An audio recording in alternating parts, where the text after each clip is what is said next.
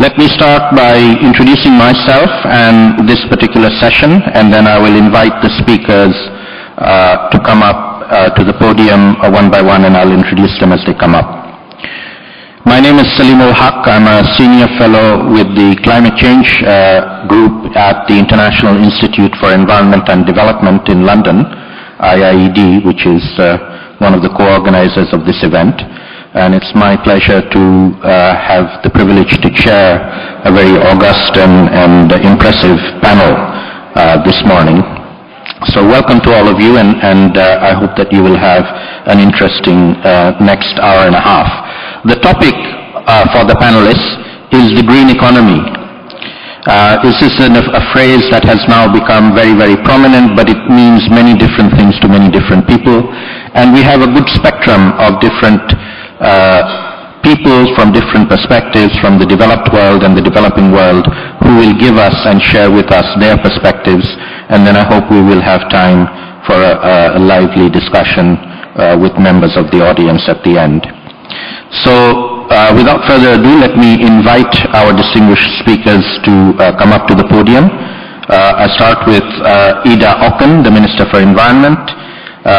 Ida has been actively involved in Danish politics for many years. She's currently the country's Minister of the Environment and a former Environmental Affairs spokeswoman in the Danish Parliament. Please, come on up. Agreed to step in on his behalf, representing Amapa in Brazil. And the third distinguished panelist is Yoba Sokona, a very good friend who is coordinator of the African Climate Policy Center at the UN Economic Commission for Africa in Addis Ababa. Yoba. The next panelist I'd like to invite up is Serge Tomasi from the Development Cooperation Directorate of the Organization for Economic Cooperation and Development. Serge.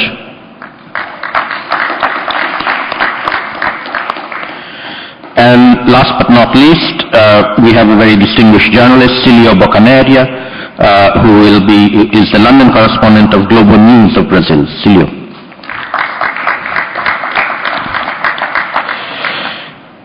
So as I said, we have invited each of the speakers to spend 8 to 10 minutes giving their perspectives on what they see as the green economy from their perspective, and then we hope we can then have a round of general discussion with the audience. So I'll invite the first speaker, Ida Auken, the Minister for Environment from Denmark. Ida, if you want to speak from there, that's fine. I think it's better.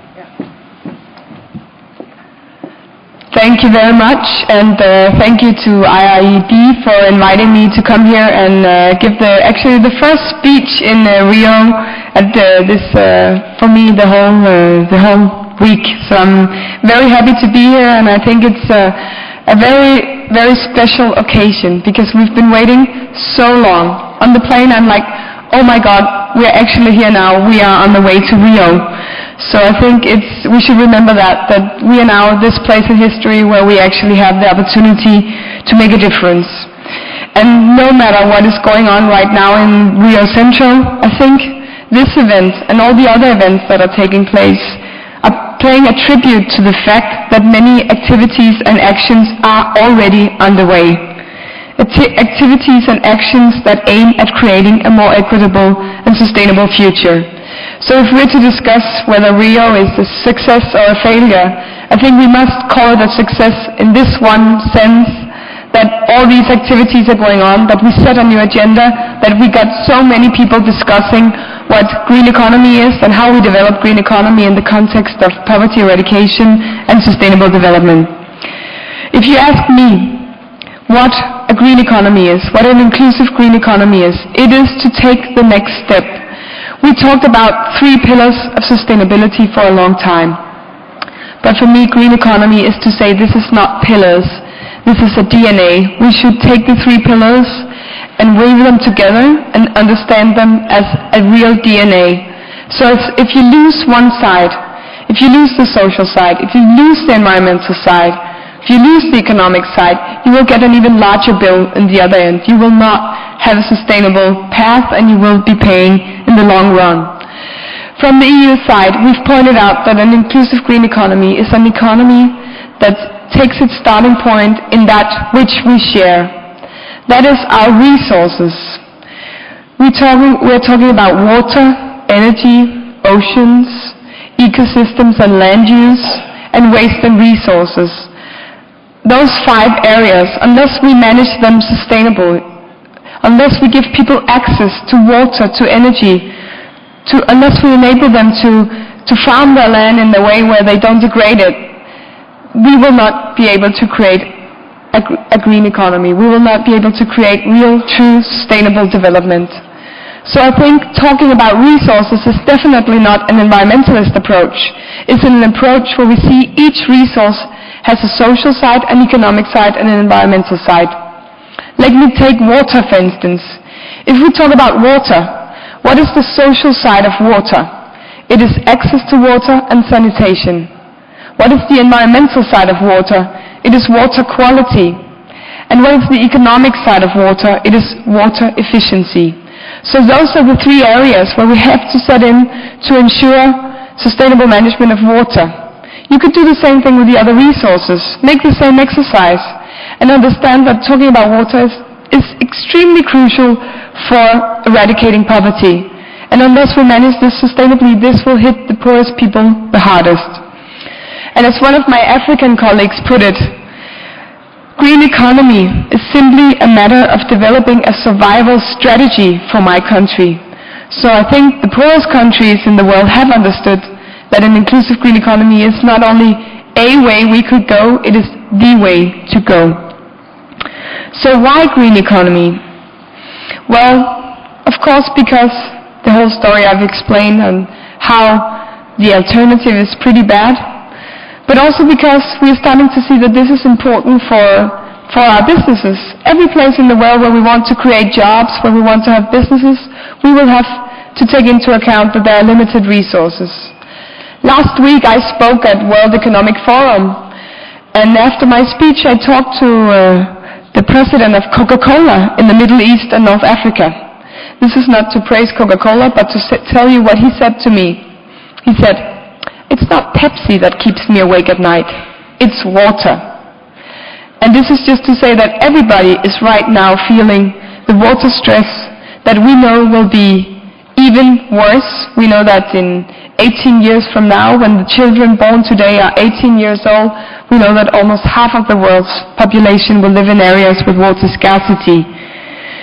And we also see that if we want to have the opportunity to create new businesses, to be able to compete in the global market, all around the world, people are seeing how resource commodity prices are going up. McKinsey recently showed that for 100 years, from 1900 to 2000, commodity prices came down every year. And within the last 10 years, prices have gone up more than they went down the previous 100 years. This means that the basis of our economies have been flipped upside down. We are on a completely different scheme now. So if we want to have businesses in all our countries that have an opportunity in the global market, that can create jobs in developing and developed countries, they need to focus also on becoming more resource efficient, because it will be an extremely important part of their competitiveness. We should also think about the damages done to our economies, that there are developing countries right now that can't grow at the speed that they could grow if they could get access to all the resources that we need. In China, already now, the growth is limited by the access to water or the access to steel. And we know that the demand for steel is projected to go up by 80% from 2010 to 2030. So all these places in the world where we need growth, to get people out of poverty, we also must consider the fact that the resources are scarce. I'm sure you're all aware that the World Bank came out with a report recently showing which damages are done to our economies, and especially the economies in the developing world, because of environmental depletion. It's 8% on average of GDP lost every year because of damages done to the environment. And a country like China, it's 9% of their growth that they lose every year because of environmental damage done. And I could continue. So this is why a more resource efficient and inclusive green economy is needed. So, I've explained that there are extreme damages done to our economies if we do not act, and this will hit the poorest people the hardest. But I've also pointed to a lot of opportunities if we actually make this transition. We know that the investments in green tech and the demand for green tech will actually double over the next 20 years. So there are huge markets for those who are more resource efficient. What should all this tell us? It should tell us that if we want growth in the future, if we want to actually lift people out of poverty, the only way we can do that is if we make the transition to an inclusive green economy. Because brown economy has hit the wall. Brown economy failed. So talking about environment, talking about resources, talking about social side of the economy, is not talking about limits to growth. It's talking about enabling growth. This is the only way we can have growth in the future. Just to mention a figure to you, that the global market for environmental products and services is projected to go from 1,370 billion, it's a number so large I hardly can say it, $1,370 billion per year at present to 2,740 billion by 2020. In 10 years, it will be doubled. So, I think civil society, I think all the new actors on the scene, the private sector, the NGOs, the cities, will play an extremely important role in this transition. But this is not to say that we as politicians can't do anything.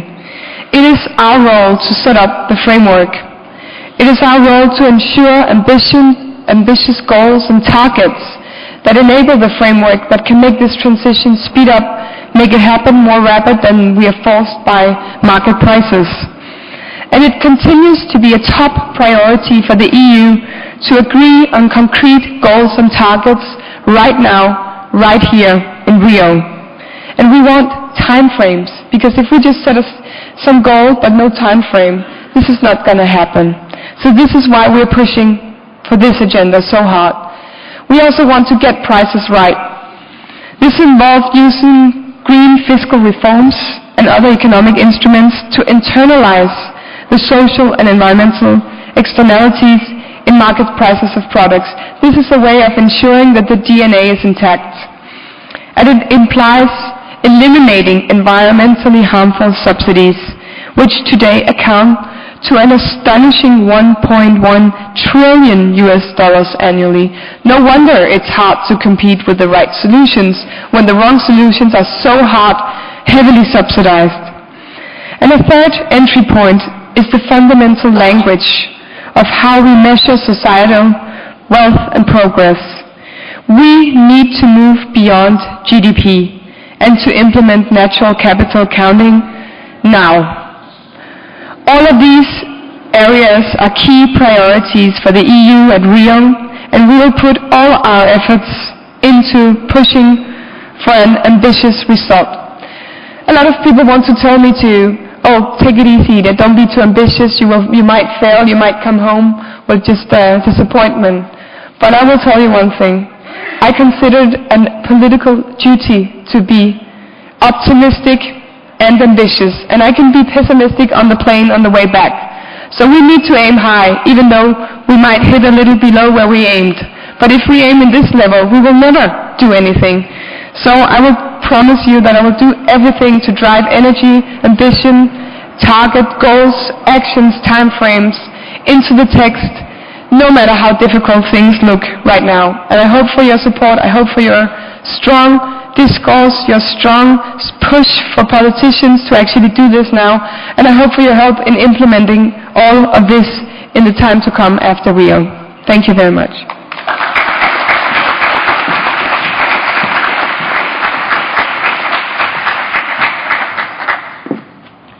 Thank you very much, Ida, for those inspiring words and for your promise to do your best, which I think everybody in this room supports you to do, and we hope that you achieve it. I particularly like your imagery of replacing the pillars with the DNA. I think that is a much better image of how intertwined these various issues are. I'm now going to invite our next speaker, Ana Margarita Euler, to give her presentation. Ana?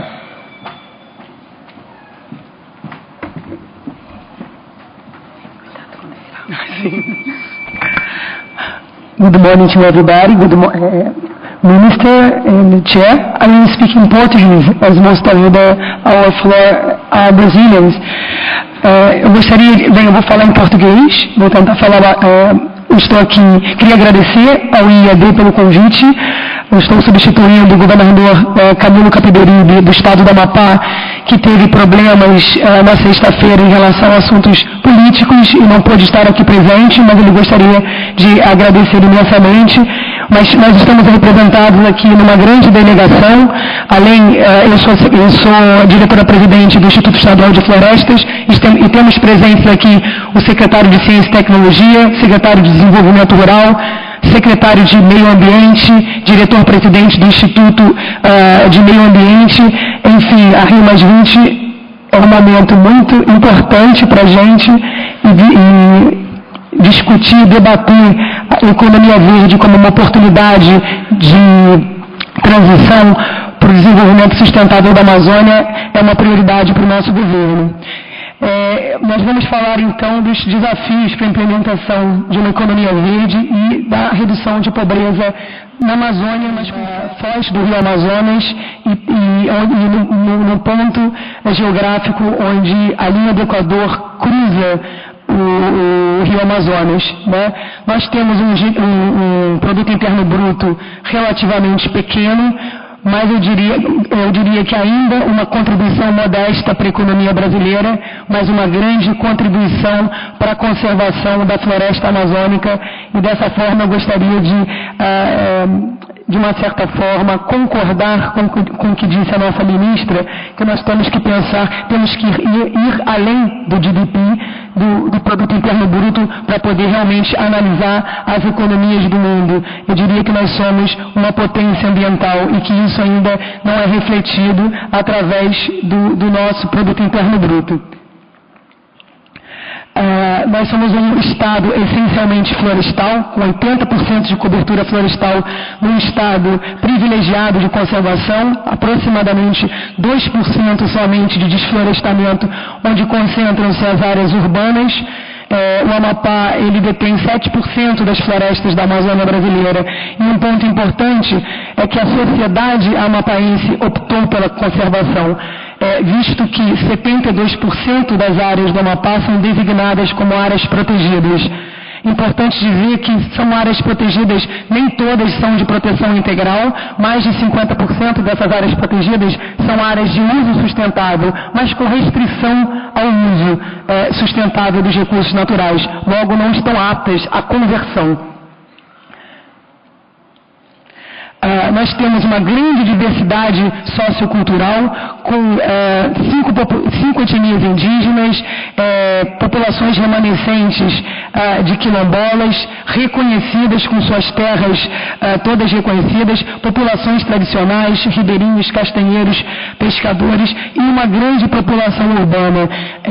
Existe, às vezes, uma confusão em relação à Amazônia. As pessoas acham que a Amazônia, o povo vive na floresta, e, na verdade, a gente tem uma grande concentração urbana na Amazônia, e o Amapá é um extremo disso, porque 95% da sua população está nas cidades e principalmente na capital. É importante dizer que o Amapá é um estado jovem, né, tem uma população extremamente jovem, distribuída enfim, uma faixa etária de 15 a 30 anos, e é um estado jovem também porque é um ex-território e tem 25 a 30 anos somente de emancipação. Um ponto importante para quando a gente diz que a gente quer mover para uma economia verde é analisar a economia nesse momento. Nós somos um estado extremamente dependente da transferência de recursos federais. Nós ainda não conseguimos atingir um status de independência econômica do governo federal. Então, 87% da nossa economia está ligada ao serviço público e aos serviços que são providos ao serviço público. O setor secundário representa somente 9% e o setor primário 4%. O nosso desafio, olhando para a economia verde, certamente é desenvolver o setor primário, já que a gente tem um grande potencial ambiental para ser explorado. E hoje, na economia, como vocês podem ver, o setor primário representa 4% e 3% do produto interno bruto vem da exploração sustentável, do extrativismo florestal feito por comunidades tradicionais. Os principais produtos de exportação do Amapá são ouro, cavaco de madeira plantada, ferro, cromita e açaí. Isso varia ao longo dos anos em termos de contribuição, mas esses são os nossos principais produtos. A mineração é bastante importante no Amapá. E os nossos desafios para alívio de pobreza. Em relação à população que é considerada no Brasil extremamente pobre, com uma renda menor do que R$60 por mês, nós temos 12% da nossa população. Está acima da média brasileira, mas está abaixo da média amazônica. E eu diria que nos últimos 5 anos, a partir de uma análise do governo federal, o Amapá foi um dos estados que teve maior evolução em termos de inclusão social e redução de pobreza. Mas é importante dizer que a gente precisa avançar de uma política de inclusão social para uma política de inclusão produtiva, porque a maior parte da redução da pobreza se deu através dos programas sociais e não necessariamente através de atividades econômicas que realmente nos propulsionassem o aumento da nossa economia. E é essa discussão que a gente quer ter aqui agora. A gente precisa, num olhar de economia verde, trazer novas oportunidades para a inclusão produtiva do nosso povo, dos nossos cidadãos. Então, as demandas que a gente entende, a gente, desde o início desse ano, começou uma parceria com a FAES, aqui representada pelo professor Virgílio Viana, e pelo IIED, né? Fizemos um primeiro seminário de economia verde, inclusive em preparação a Rio+20, e já saímos com uma primeira estrutura de áreas prioritárias para a gente trabalhar, enfim, as principais demandas para a implementação desse programa, certamente, é um período de transição, em que tem que se pensar fases com metas claras, né, tanto para o setor privado, como, por exemplo, compras responsáveis, e olhar toda a nossa estrutura pública, de que forma que a nossa estrutura pode se esverdear e proporcionar mais empregos verdes, assim como o próprio setor privado.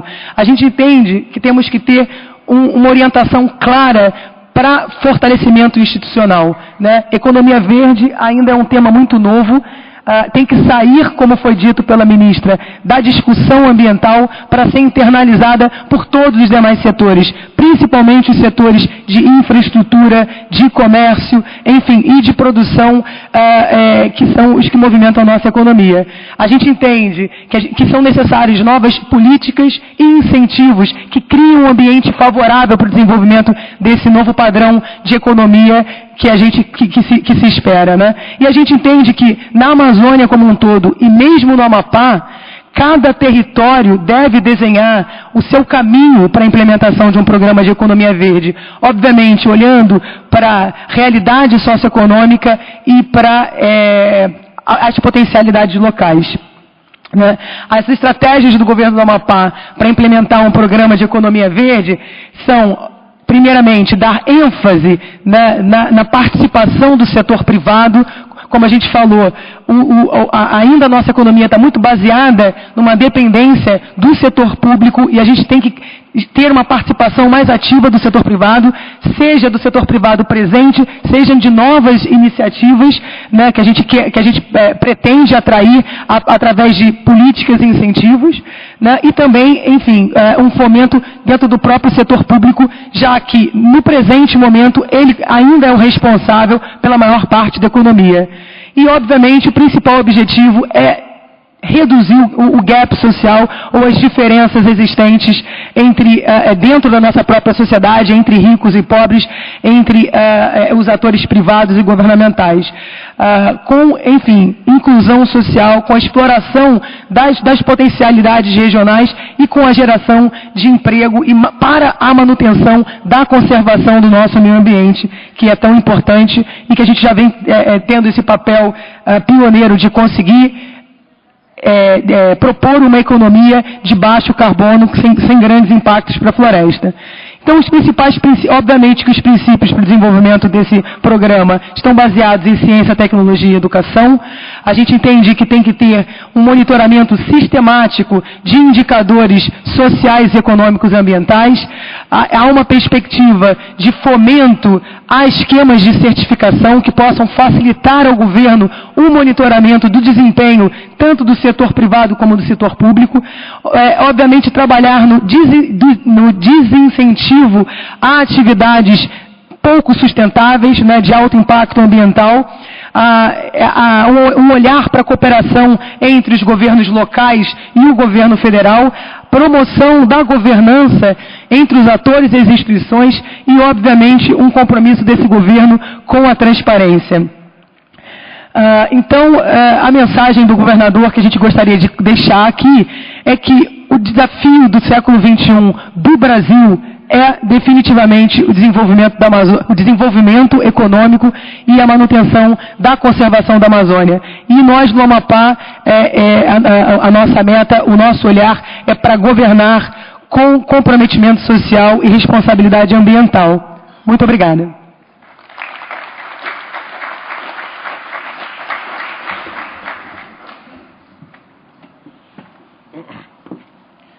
Thank you, Anna, for that inspiring description of what Amapá is doing. From many other developing countries in other continents, we always look to Brazil as an innovator and a leader, both at the national, federal level, as well as at the state level. So that was inspiring to hear what's happening.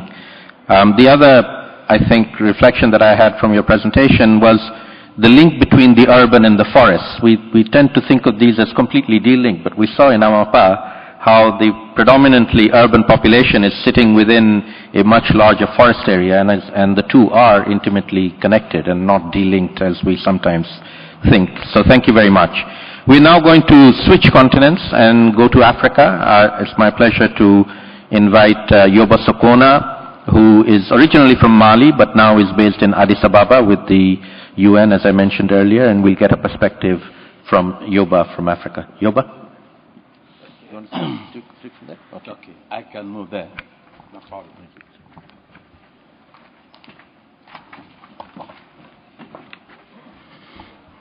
Okay, good morning, everyone. Thank you, Salim, and thank you, IIED, for giving me that opportunity to be part of that conversation, because it's a conversation, and I do not know what else I can add on what has been very well articulated by the two predecessors. And is it any meaningful to define what green economy is? I don't think so. Is it different from sustainable development? Maybe. In some contexts, yes. In some other contexts, no. But this does not matter. Let me try to address one fundamental question, whether we agree on a definition or not. The fundamental question is, what is a good entry point for an African perspective? And I think this is the adequate question. And from that, what issues and options need to be addressed if we take that the entry point? Let me propose as an entry point, pragmatic entry point, climate resilient and low carbon development as a pragmatic entry point of green economy in the African perspective. And then from that, there is a need to look at, to define what is resilient. And the resilience means managing risk, uncertainties. And then from the economic, the social, and the environmental aspect. And then we can elaborate on that. And then on the low carbon development, And then from the two perspectives, I think that the adequate approach will be to start with development priorities and then to contextualize the issue and the perspective. It doesn't matter where you are, from an industrialized country or an LDC country, you have to root it in a context of development, starting with development priorities, the development objective. And that is clearly defined if the key and critical element is related to poverty alleviation, is related to well-being of the people, and those have to be the driving force related to that pragmatic approach, and then to bring together the economic aspect, the social aspect, and the environmental aspect equally. And this is an adequate approach and the pragmatic role of doing so. And there is also a number of critical elements. If we look at development agenda, development perspective, and then you look at different sectors, this is a critical area, there is a huge opportunity where we can bring those two different elements together, the resilience and the low carbon future. And there's also many trade-offs. And then most of the time, we are not looking at the trade-off. We think that those are very important, critical, and fundamental. We eliminate the trade-off. It's very critical, fundamental that we look at the trade-offs. And that will help us to move forward. And disregarding where will be our point of departure, there is some fundamental prerequisites. It doesn't matter if you are from Denmark, from Mali, from Brazil, or from Manaus. Those prerequisites is valid in order to move forward and implementing a climate resilient and low carbon development of, if we said that, to embed in a sustainability process. The first one is an ownership of the process. This is critical, it's fundamental. We have seen it with MDGs.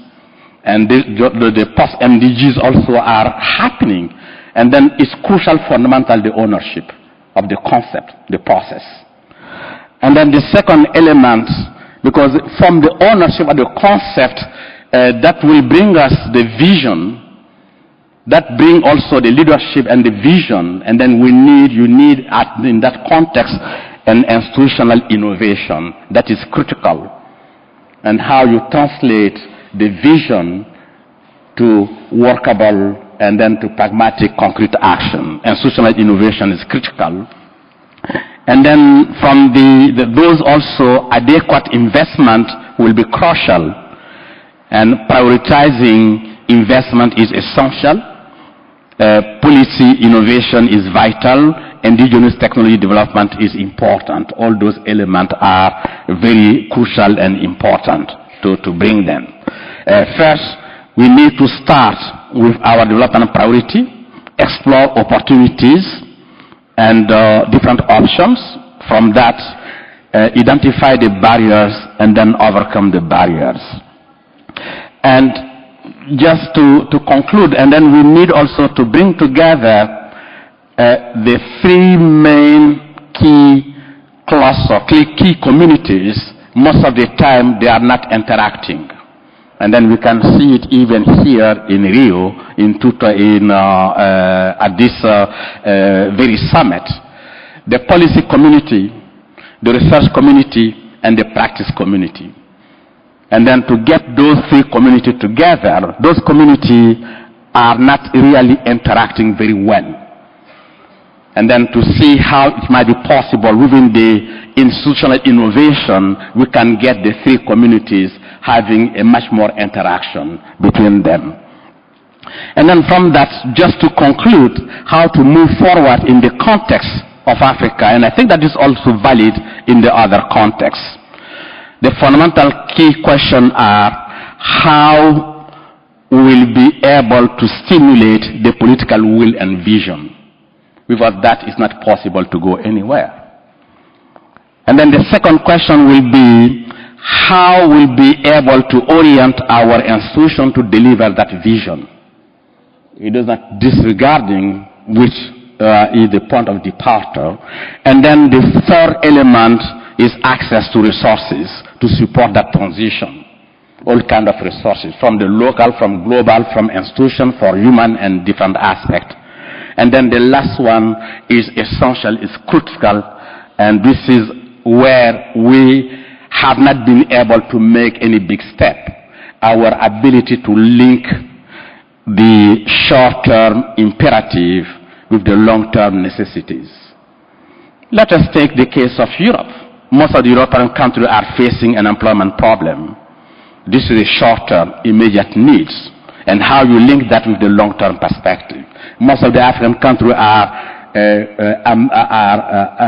their priority is poverty alleviation. How it might be possible to address this poverty alleviation at the same time addressing the climate change aspect. This is a long-term perspective.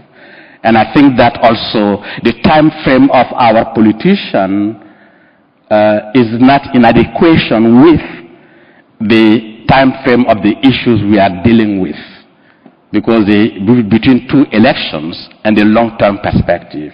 And those are some of the key elements I just want to bring to the conversation so that we can find a pragmatic way of dealing that issue and going beyond any kind of definitional aspect to have a much more pragmatic entry point depending on your point of departure. And thank you for your attention.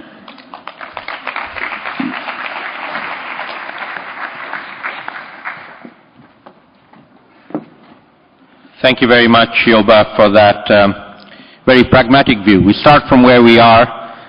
We do things in the local context, but we also happen to be global citizens, and there are responsibilities and aspects of it that reach into the global that we can share.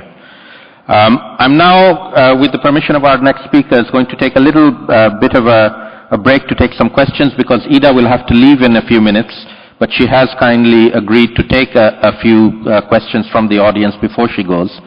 So this is an opportunity if anybody wants to have, I think we have roving microphones, one there, and then we'll come up here front.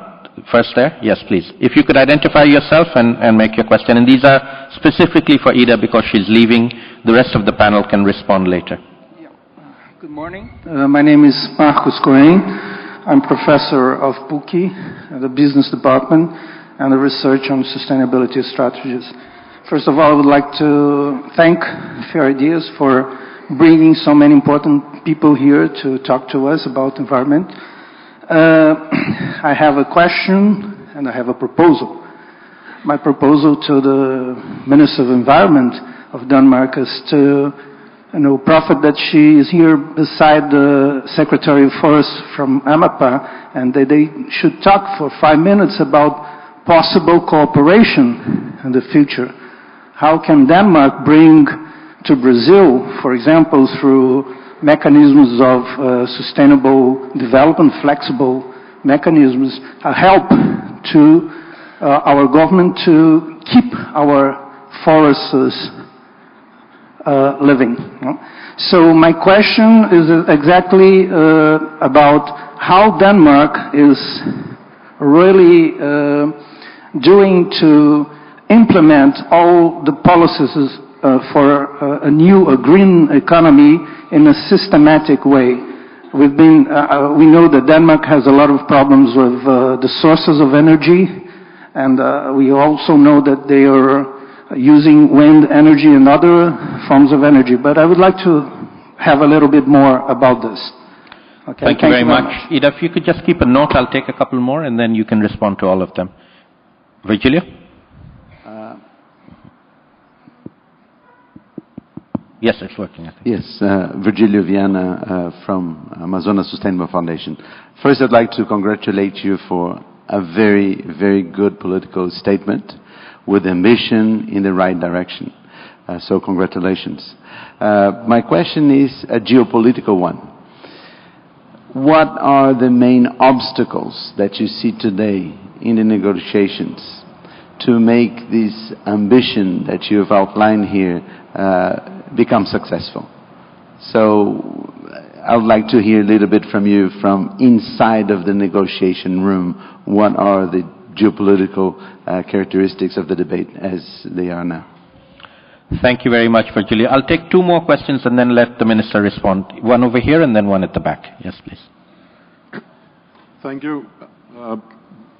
Paul Engberg from IUCN, International Union for Conservation of Nature. Ida, thanks for a brilliant speech. Yesterday at Rio Centro, we had a very interesting session on sustainability with Jeffrey Sachs and bankers and academics. The common message from them was, don't wait for governments. They are following us. And you are saying now you're really begging that we still believe in politicians.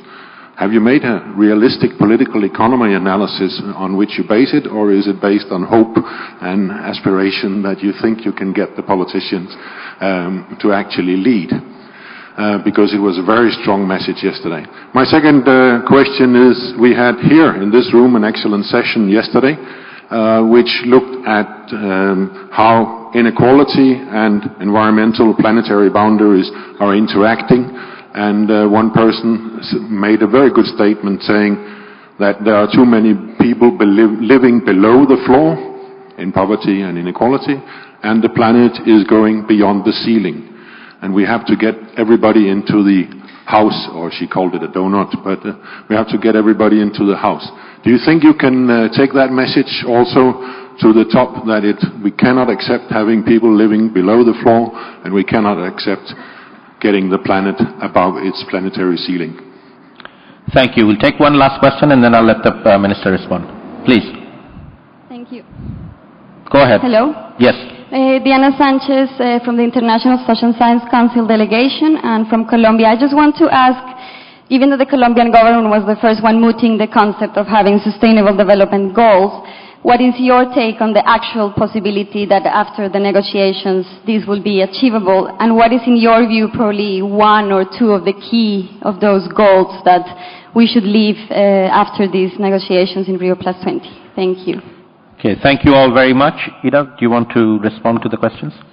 Yeah, first of all, thank you for some very relevant questions. And to start out with what Denmark has been doing, I mean, I could speak about this for a long time and tell a very nice story, and it's there, but we also have, of course, an extremely large footprint still on, if you look at Denmark, it's also because we produce 25 million pigs, and we are a population of 5 million, so there are two stories about Denmark, right? So let's not over-romanticize the whole thing, but still, if you look at our GDP, it's grown. It's almost, it's doubled since 1970, or doubled three times, and we actually managed to keep energy and water use not only stable, but actually we decoupled. So it is possible, even though we are not there and we are not taking into account all our footprints and so on, we actually managed, looking at what Denmark has of activities, to decouple the two things. First of all, we have an energy policy that is very broadly supported.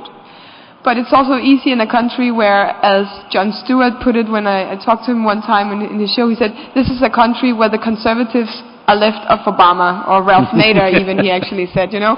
So we are also a pretty progressive country, but we managed to have a political, very broad support behind our energy policies. So we've set targets now this year that we in 2020 will have half of our electricity come from wind in 2020. In 8 years from now, half of our electricity will come from wind. And we will lower our CO2 emissions by 40% in 2020 compared to 1990. And this is political will. This is governments deciding, setting the framework, setting the standards, making sure that investments are long-term, actually also, of course, providing subsidies to some of the new technologies, providing incentives to have your house insulated, setting strict building codes to 2015, 2020, where we lower energy consumption in houses by 25% and 50%, and we already now have a pretty strict building regulation. So this is why I still believe in politicians and politics, even though on the geopolitical scene it looks a bit difficult, and in the multilateral scene is really in a crisis, but at a national level it's possible, and I think the multilateral discussion could actually also inform the national discussions. So I think in that way we should not forget that politicians have to set the framework. Secondly, we have a very strict water policies on water savings, water meters. We have 2 speeds on our toilets. You have a large speed and a small speed. We have high prices on water, where you can then feed back the money you get in the taxes to the poor people to support them to actually be able to pay the bill. It's much better to actually have high prices on the resources and then feed back the money so that people can afford paying the real price of the resource. And now we're also making a resource strategy on how to get people to consider waste a resource and how we get more out of our waste. From now, we are going to have a resource strategy where we try to nudge our companies and inspire them to think in new business models where they start to promote a circular economy, start to promote business to think in providing services instead of products. So we are trying to really engage with the businesses in this discussion. We are having a huge strategy now for adaptation in Denmark, where my ministry have made a large process involving people from all over society. And I could talk about this for hours, but I think this was actually one thing that could get a resilient, climate-resilient society in Denmark, getting people to be willing to pay the price, to protect themselves before the storms hit. It's because we've made this large engagement process. So we are really trying to get people behind us, because you can look at the politicians forever and ever and say, where's the political will? And we will be there, some of us, with a lot of political will, but unless we get the people behind us, it doesn't matter how much will we have. So that's your job, getting the people behind this message. That's also political will, you know. It's not just pointing at the politicians and say, come on. It's really getting people behind them and say, we need to go, right? The second question was the main obstacles in the negotiations. Well, the text arrived around the same time as I did yesterday, so we haven't finished analyzing the text right now. But the Brazilians have set out for 4 themes to be negotiated: the SDGs, oceans, the institutional framework, and what's the last one? Means of implementation, of course. Those are the 4 things that are being discussed at the moment. If we look at the SDGs, which were also the last question, I think there is an actual possibility, and I think the Brazilians should tell their government, why don't we come out of Rio and saying this is the point where we brought the world on the same track? We did not question the MDGs. We stood strongly with the MDGs, but we added the SDGs to say this is the track that we all need to go on. This would take to have at least themes mentioned already now under the SDGs. We should already now say which sectors, which themes are we talking about?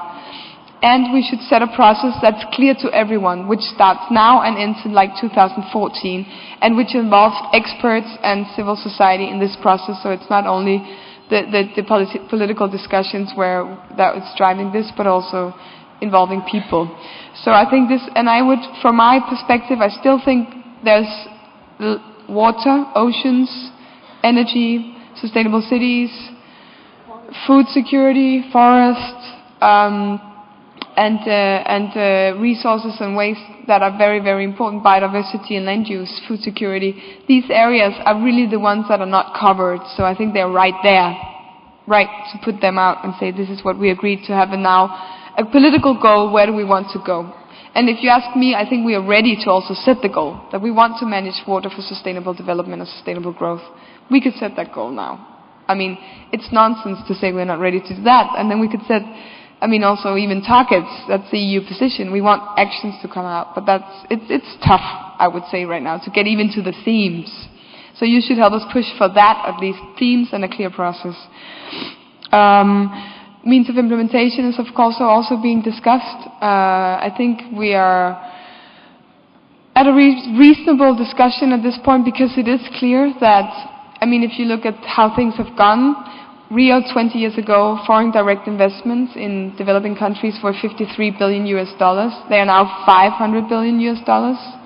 They more than 10 doubled. This is actually technology transfer happening. This is investments made in the developing world. 20 years ago, the developing world had 18% of world GDP. They now have 35%. This is where the growth is happening. So we should be able to look each other in the eyes and say, of course, we should stick to our promises on the ODA, the over 0.7%.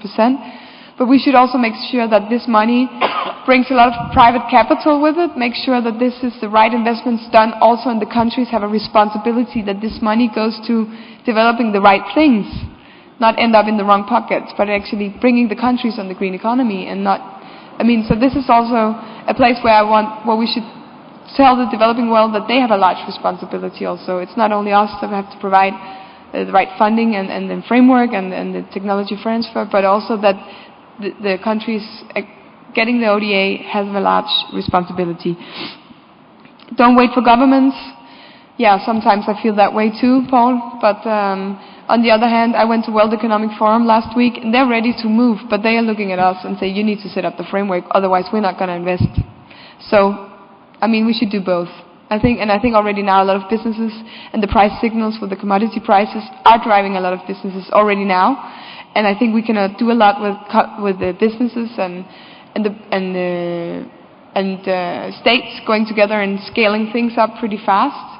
But I also think politicians need to stick to their responsibility. And I like the one with too many living under the floor and the planet above the ceiling. I will love all images. I will take that right away. That's a good thing about not being a scientist, but a politician. You can steal everything and bring it on. And I think it's a story about getting everybody in the house, getting us all to see that we are one planet, really understand we are one planet, that we will all hit the wall unless we make this transition towards an inclusive green economy. And this is about creating the well-being for the many without the misery for all. We should understand this now in Rio. And this is also to understand that the geopolitical situation has changed and we should not be locked up in old discussions and fights. And now my people are really walking around a bit impatient. I hope you are not impatient now, but thank you for listening and engaging in discussions, and I hope I answered most of the questions.